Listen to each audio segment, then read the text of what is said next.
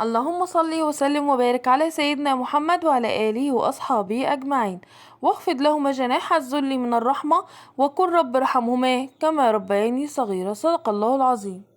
فاجئت اولادي وعملت لهم احلى كنتاكي في البيت زي ما انتم شايفين. عملتها بطريقه جميله جدا وسهله وبسيطه. حمرت معاها بطاطس وعملت سلطه الطحينه وجبت الكاتشب وانبهروا بالطعم. عايزين تعرفوا الطريقه دي احنا عملناها ازاي؟ حطوا لايك وتعالوا شوفوا احنا عملناها مع بعض ازاي. انا جبت الفرخه وقطعتها زي ما انتم شايفين كده. طبعا غسلتها كويس جدا وقطعتها وشلت الجلد، وهبدا ان انا اعملها معاكم خطوه خطوه. جبت بوله فاضيه كده وبدات ان انا اجيب الفراخ اللي انا قطعتها كده قطع صغيره. جبت الدبوس وبدات ان انا اشرحه بالسكينه زي ما انتم شايفين كده، علشان لما اجي اعمل التتبيله وانقعه فيها يتشبع ويدي طعم جميل جدا وريحه روعه. وهبدأ اخد القطع كده قطعة قطعة وابدأ ان انا اشرحها بالسكينة زي ما انتوا شايفين كده. خلاص هبدأ اعمل كل الفرخة بنفس الطريقة اللي انتوا شايفينها دي. وبعد ما خلصت الفرخة بالتشريحة البسيطة اللي احنا عملناها دي، هحط البولة على جنب. وهبدأ ان انا اجيب بقى ايه، هجيب الكبة علشان نشوف احنا هنعمل الخلطة ازاي. حطيت الكبة كده ورحت جايبة بقى ايه بصلاية كبيرة، وبدأت ان انا اقطعها في الكبة عشان نعمل الخلطة بتاعتنا وناكل احلى كنتاكي من ايدينا في البيت بطعم وريحة روعة. وان شاء الله لو عملتوها بطريقتي هتعجب اولادكم جدا. نزلت بالبصلايه بعد ما قطعتها في الكبه كده، وجبت الفلفل. طبعا حابه تحطي فلفل بارد فلفل حار براحتك خالص. ونزلت بطماطميتين كمان في الكبه. وبعد كده هنبدا ننزل بالتوابل بتاعتنا. التوابل عباره عن ايه؟ فلفل اسود، توابل فراخ، كمون، كزبره، 7 بهارات، كركم، رشه سكر، وحطينا الملح. وخلاص كده هي ديت التوابل اللي احنا حطيناها. طبعا حطيت فصين من الثوم. وهبدأ اخد كل المكونات اللي احنا حطيناها دي وهفرمها في الكبة كويس جدا. وبعد ما فرمتها في الكبة زي ما انتوا شايفين كده، هنزل بقى بالمكونات دي. هي دي التتبيلة الجميلة اللي احنا هنعملها للفراخ. هنزل بالتتبيلة دي على الفراخ زي ما انتوا شايفين كده.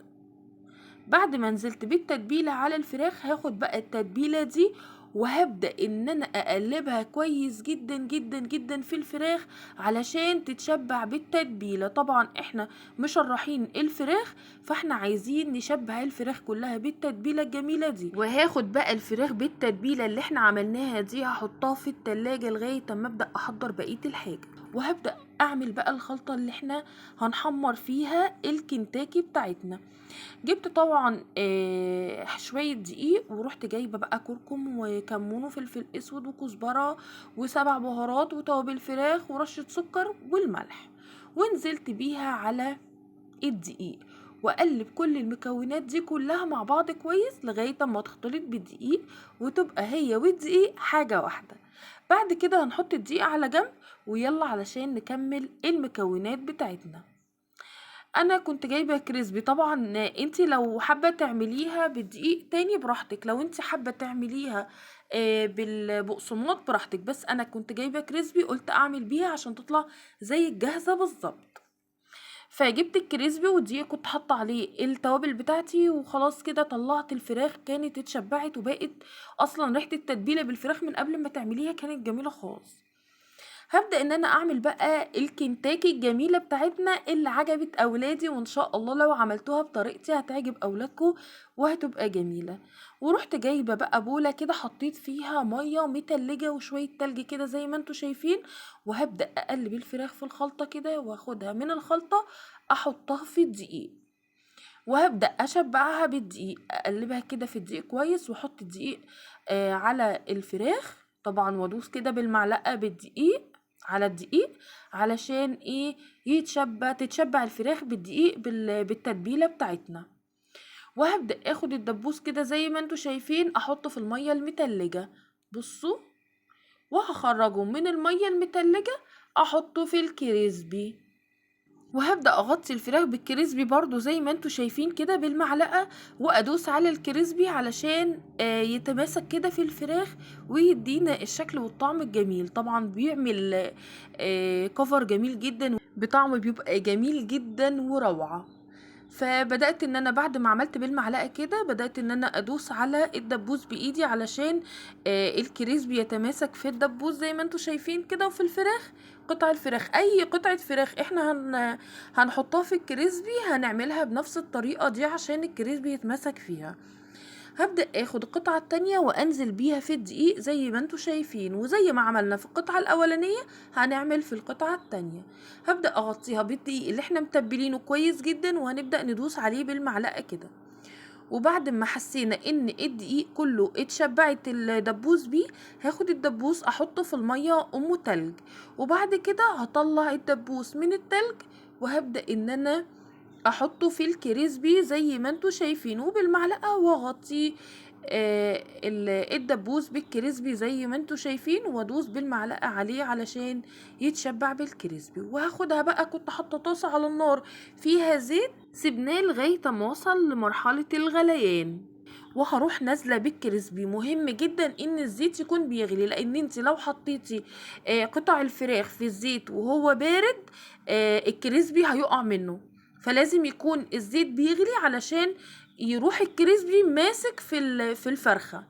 وبعدها بشويه تروحي موطيه عليه النار على طول، علشان طبعا احنا مش سالقين الفراخ، فعلشان احنا لو سيبنا النار عاليه هتحمر ومن جوه هتلاقي الفراخ مش مستويه. فاحنا وطينا النار لغايه اما حسينا ان الفراخ قربت تستوي، وبعد كده رحنا معلين النار وقلبناها على الناحيه التانية. بعد ما قلبنا الفراخ على الناحية التانية علشان طبعا يتماسك فيها الكريسبي، كنا معلين عليها النار، وطينا برضو النار تاني علشان الفراخ تبقى مستوية وتبقى حلوة من جوه ويبقى طعمها حلو. وبعد كده رحنا معليين النار وقت ما احنا قربنا ان احنا نخرج الفراخ. هبدأ اعمل القطع كلها بنفس الطريقة اللي انتوا شايفينها قدامكم دي. خلاص كده ما شاء الله الفراخ استوت. طبعا هبدأ بقى اطلعها علشان ما تتحرقش مني، خليكي متابعاها. هي هتاخد وقت شوية لما انت توطي عليها الزيت علشان تستوي من الداخل، وبعد كده هتتحمر معاكي بكل سهولة طالما استوت. وما شاء الله خلاص، بصوا اللون الجميل، بصوا الكفر الروعة. هتبدأي تطلعي الفراخ بقى، تكوني محضرة الطبق وتطلعي الفراخ زي ما انت شايفة كده. خلاص كده هخرج كل الفراخ طبعا بعد ما حمرتها وادتني اللون الذهبي الجميل اللي انتوا شايفينه ده. بصوا ما شاء الله جميله جدا. والله اتمنى ان انتوا تعملوها بطريقتي وتقولي رايكم في كومنتاتكم الجميله. ربنا ما يحرمنيش منكم ابدا ولا من كلامكم الجميل. وهبدا اخرج كل قطع الفراخ كده في الطبق زي ما انتوا شايفين. طبعا احنا معلين النار لغايه اما اخر قطعه اللي احنا سايبينها دي تتحمر، فهنحطها على جنب كده علشان نبدا ننزل ببقيه القطع والنار عاليه.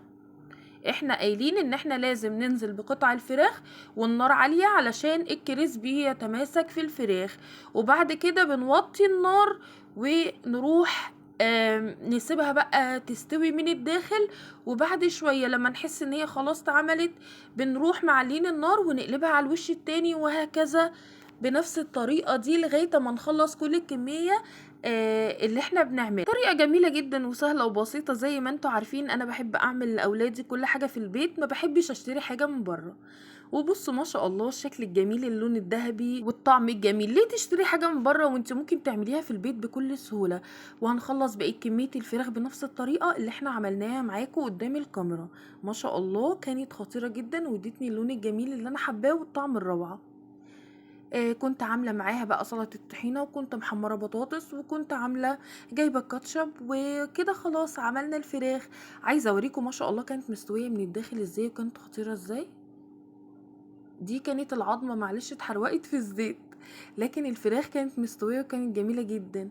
عايزه اوريكم الجمال والحلاوه اللي احنا عملناها معاكم خطوه بخطوه. ابني قال لي هاتي بقى يا ماما اقيم لك الاكله اللي انت عملتيها، فانا قلت له دوق يا حبيبي بالف هنا. والحمد لله عجبته وكانت جميلة خالص. طبعا علشان تشتري الكمية دي من بره هتبقى بمبلغ، لكن انا عملتها في البيت بربع الثمن وكانت طعم فوق الوصف. يا رب يكون الفيديو عجبكم، ويا رب اكون عند حسن ظنكم، وانتظروني في الفيديو القادم. واللي نسي اللايك يحط اللايك. والسلام عليكم ورحمة الله وبركاته.